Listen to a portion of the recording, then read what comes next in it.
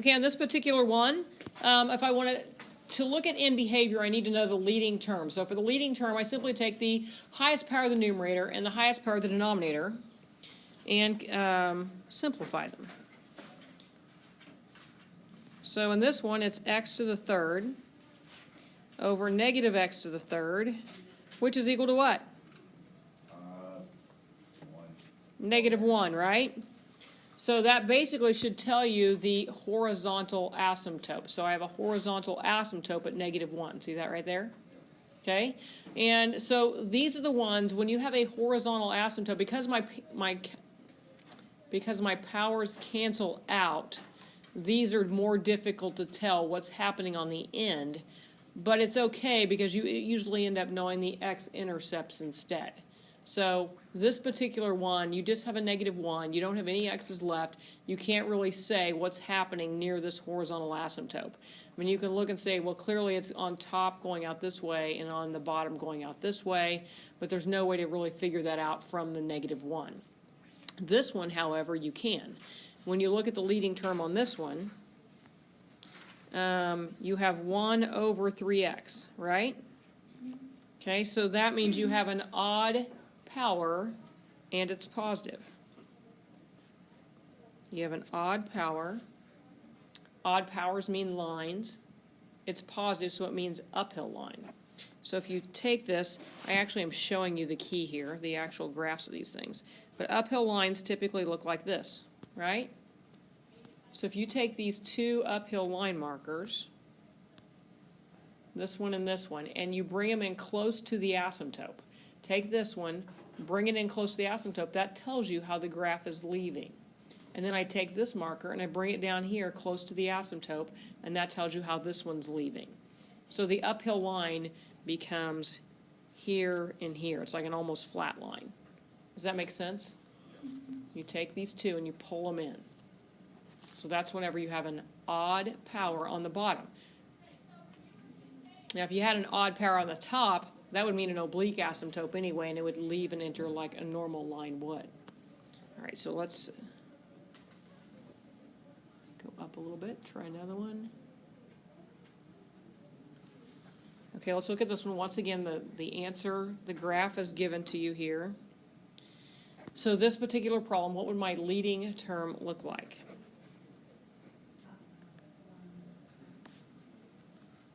I'd have an x squared over what?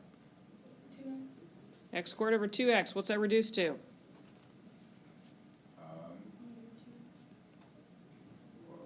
So 1/2 x. This x cancels with one of these x's, so I have an x left on top. So I choose to write it like this. So that's a odd power, and so it should enter and leave the graph like an uphill line. Well, we had an oblique asymptote here, and you can kind of tell that. Looks like we had a vertical asymptote at 0. So this particular graph that we have, you can kind of see that vertical asymptote, but there's also an oblique asymptote. And they didn't draw the oblique asymptote in, but I can kind of guess where it's at based on my picture, right? The way this graph is going, that was an oblique asymptote. So is this entering and leaving like an uphill line? Is it entering, see it entering over here and leaving over here? It's entering right here, leaving right here. Okay? So entering and leaving like an uphill line. Does that make sense? Okay? All right, and my x-intercepts, I would know the x-intercepts, so that would help me guide that as well. This is most beneficial when you have a horizontal asymptote on the x-axis. So anytime you have a graph where the denominator's power is bigger than the numerator's power, that's when you have that, and that's when it's the most helpful. So this one, the leading term, would be negative 1 over x squared. So that's like a sad face parabola, right? So how do sad face parabolas enter and leave the graph?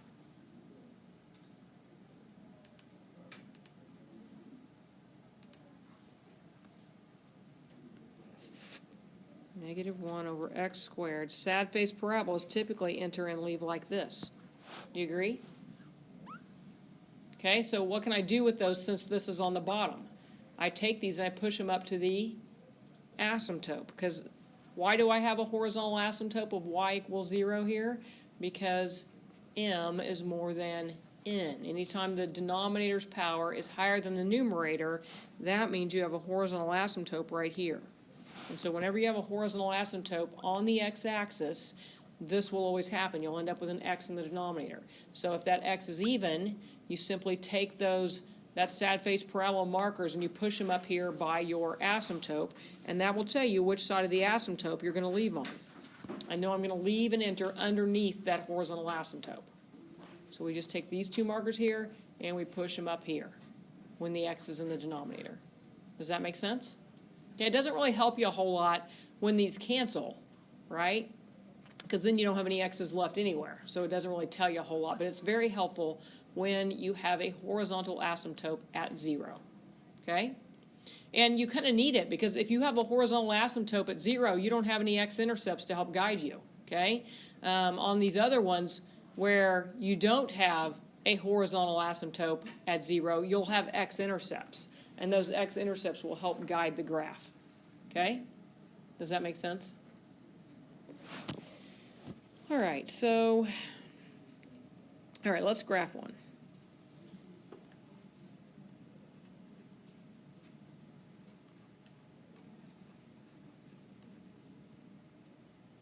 Let's do this one right here.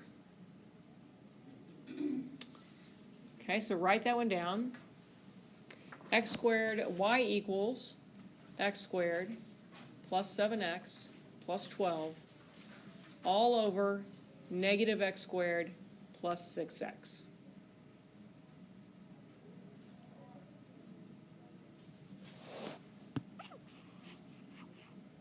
Okay?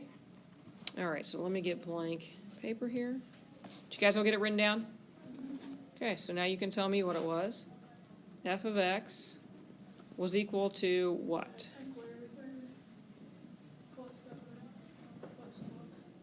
Plus 7x plus 12. I think it was it 16? Yeah, it was 16. Yeah, it was 16, I think. I wrote down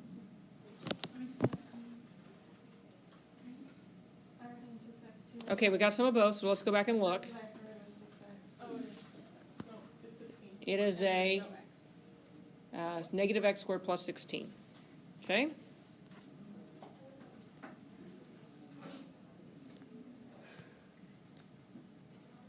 Okay, so I'll have to write it out again because my ink disappeared. Okay, so x squared plus 7x plus 12 over negative x squared plus 16. All right, so from your notes from yesterday, what was the first step when we want to graph a rational function? Determine the vertical asymptote. So first thing we do is determine the horizontal or oblique asymptotes, and how do I do that?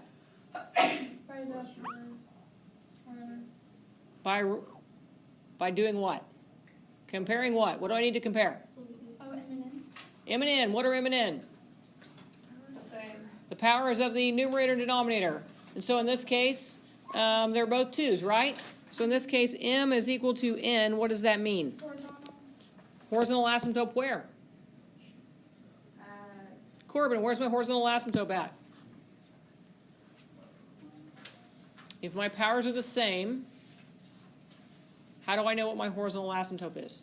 1. Okay, close. I have a 1 out front here, right? But I have a negative 1 down here. So what's 1 over negative 1? Negative 1. So I have a horizontal asymptote at y equals negative 1. That was our first step.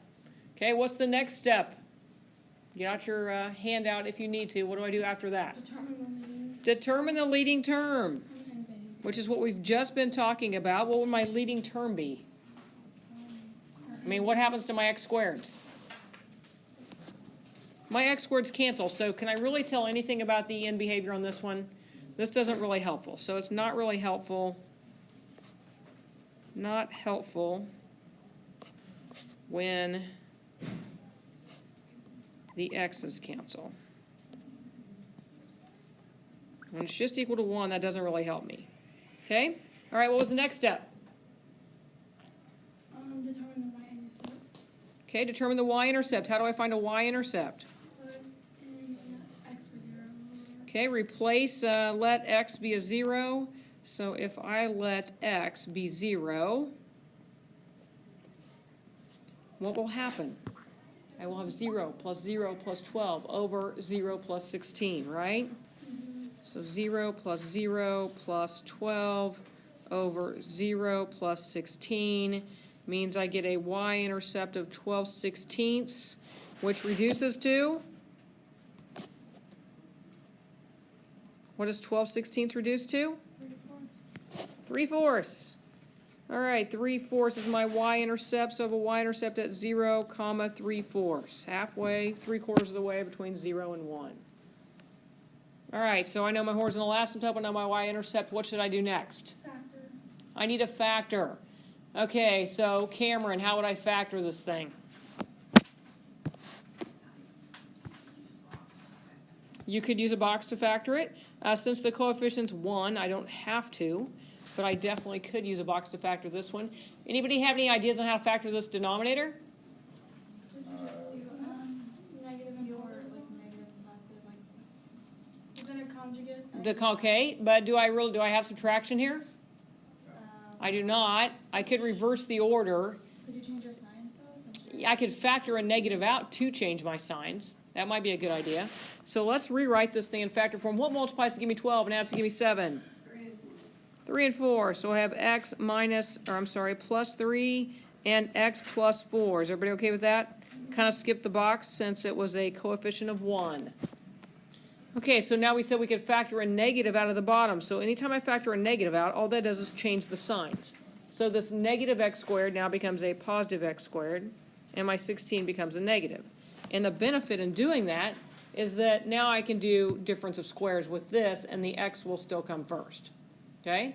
So I'm going to do difference of squares here, write them as conjugates, x minus 4, x plus 4.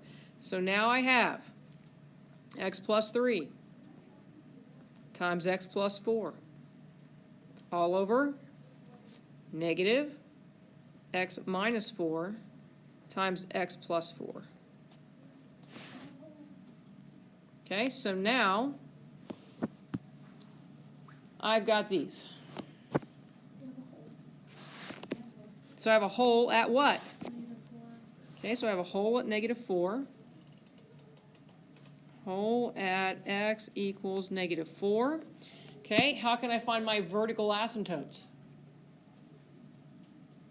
What's left in my denominator now that I've canceled that? I now have x plus 3 over negative x minus 4 in parentheses. So the only thing left in my denominator is this. What would make my denominator 0? A positive 4 would make my denominator come out 0, right? So that's my vertical asymptote. Okay, so I have a vertical asymptote at x equals positive 4. X equals negative 4 as a whole. X equals positive 4 as a vertical asymptote. And what's the last thing I can figure out from factored form? X-intercepts. How do I find x-intercepts?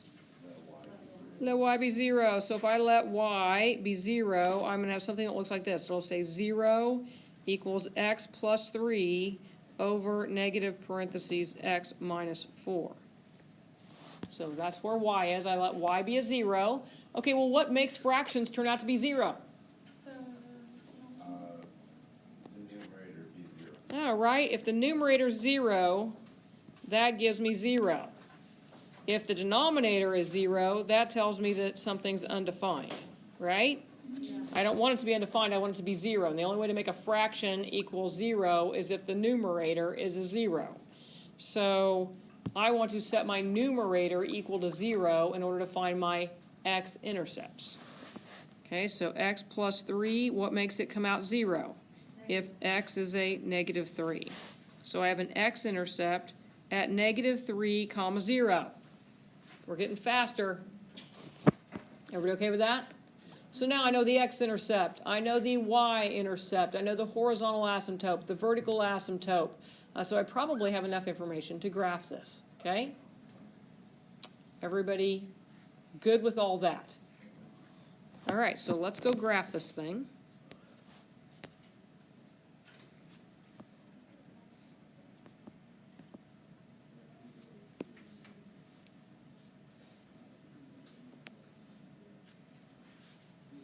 Okay, so here's my graph. So tell me, what was my horizontal asymptote? So at -1, I have a horizontal asymptote, so I'm going to draw a horizontal line all the way across there. There is my horizontal asymptote. Okay? What else do I know? Okay, what's my x-intercept? -3. So I cross the x-axis at -3. Good to know. What else do I know? Vertical asymptote is what? 4? So I have a vertical asymptote at +4.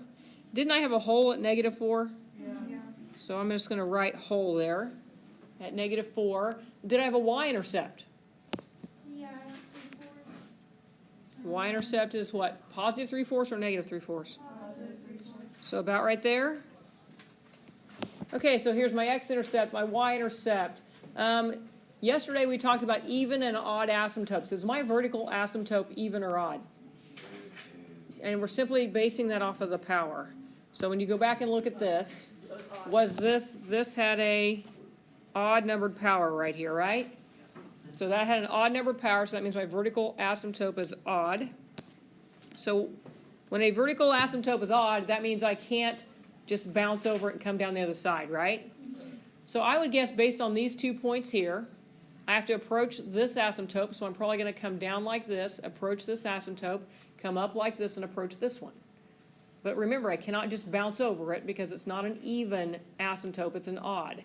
So if it's an odd asymptote, that means I need to come in back down here and come up like this and approach my 2 asymptotes. Okay, does that make sense? So we're using these asymptotes and these 2 points to guide our graph. So we're going to say that it's probably going to do something like this. And I need a hole at -4. So right there in the graph, I'm going to put a hole there. Hole in the graph at -4. Because this is an odd asymptote, I cannot come in over here. I must come back to the bottom. I obviously can't come in on this side because that would make, I would fail the vertical line test in that case. Okay, so I exit the graph here and I come back in here at the bottom and go out like that.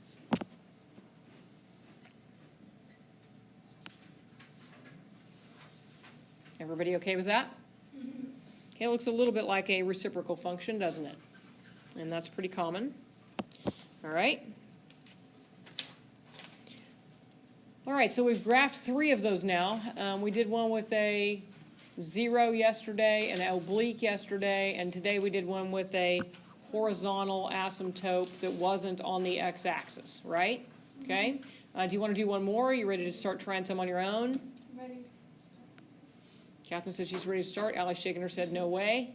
Anybody else? Heck yeah. Heck no. Heck yeah.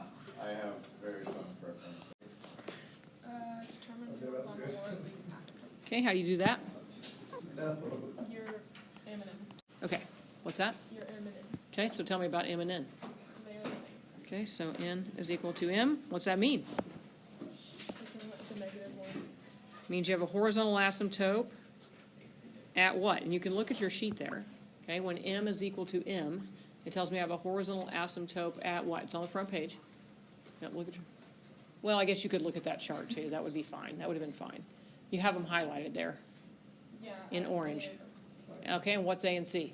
X, or 1 and -4. 1 and -4. So I have it at y equals -1/4. Okay, because that's my coefficients on those 2. Does that make sense? Yes. Okay, so what's the next thing you do after horizontal asymptotes? Leading term and end paper. Okay, leading term. Okay, well, my leading terms are going to cancel, right? So that doesn't really help me on this. That's only beneficial when they don't cancel. Okay, so I don't have to worry about that one. Next thing. Y-intercept. Okay, so how do I find a y-intercept? Let x be 0. Let x be 0. So if I let x be 0, I will have 0 minus 0 plus 0 all over 0 plus 0. Oh, so that means that I don't really, that's undefined because of the 0 in the denominator. Okay, so I don't really have a y-intercept, which that probably means I have a vertical asymptote on top of the y-axis, but we'll see here in a minute. Okay, so what now? Factor. So that's everything I can tell from standard form. Standard form tells me horizontal asymptotes, y and y-intercepts, and leading terms. Okay, now I'm going to factor it to figure out the rest. Okay, so I factor it, let's see, numerator I can factor out an x.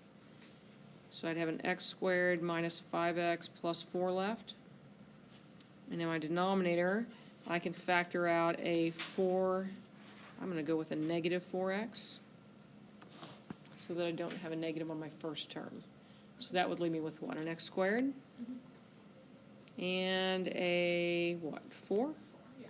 Minus 4. Because I factored out a negative, so that changed my signs from negative positive to positive negative. Okay, so this one will factor again. 1 multiplies to give me 4 and adds to give me negative 5. -1. I have no idea. Multiplies to give me 4. Well, just tell me what multiplies to give me 4. 2 and 2, and 1 and 4. Okay, so which one adds to give you 5? 1 and 4. Okay, so there you go. Both have to be negative so that when I multiply them, they get a positive. Okay, denominator. I can difference of squares factor this. So that's an x minus 2 and an x plus 2. Right? All right. So now, I need to see what cancels. Looks like this x will cancel with that x, is that right? So that means I have a hole at x equals 0. Okay, now I have vertical asymptotes at 2 and negative 2, because that's what makes the rest of my denominator 0. So vertical asymptote at x equals 2 and x equals negative 2. Okay, and then how about x-intercepts? So to find x-intercepts, I always let y be 0.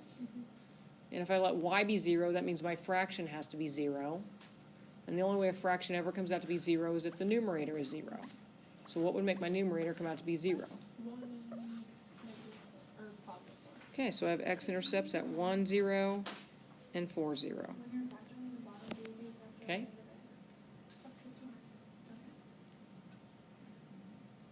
x? All right, so now we have everything we need to graph it. So we go and we make our little graph.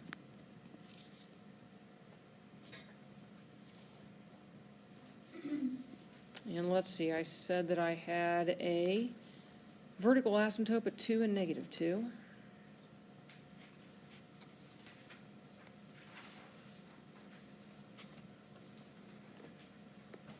Okay, so there's my vertical asymptotes at 2 and negative 2. And they were both odd, right? I didn't have, it was a, How do you get that on? because the powers on these are odd numbers. Okay. Okay, and then I had a horizontal asymptote at y equals a quarter, negative quarter. So if this is negative 1, it means I have a y horizontal asymptote about right here.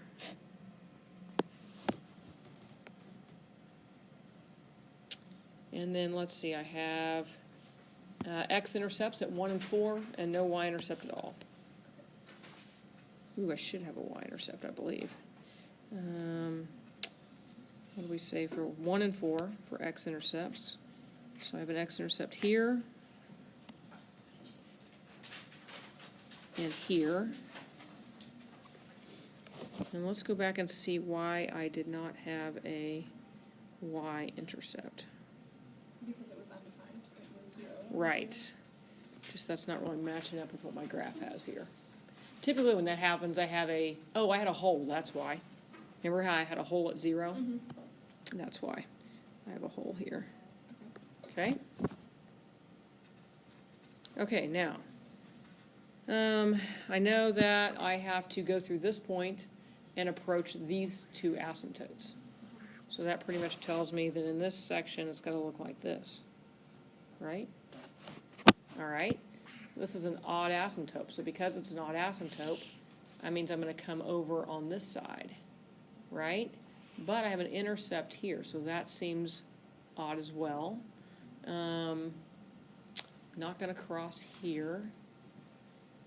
So there are rare occasions where you cross through a asymptote, okay? Which may be in this section here. The asymptote, this horizontal, may only be for this section and this section out here. Okay. Doesn't necessarily apply to the middle, which is what is happening here, because clearly I can't come back down here, Right. because that's an odd asymptote. So that means I'm going to come in here, I'm going to come up, and I'm going to hit this thing, and I'm going to come up and go out over here. Okay. Okay, I can't come back down because it doesn't cross the x-axis again. But I've got to attract to this asymptote as I move that way. I am going to erase and put a hole here. There's the hole in my graph. And this, once again, I have an odd asymptote. So that means I have to come back in down here. Right? So I come in down here, and then I got to go up and approach this asymptote here. And there we have it. That is so Okay. wacky. Yep. It's a little bit wacky, but notice how this horizontal asymptote did not pertain to the middle of the graph. It only pertained to the outsides. And sometimes that happens. Okay?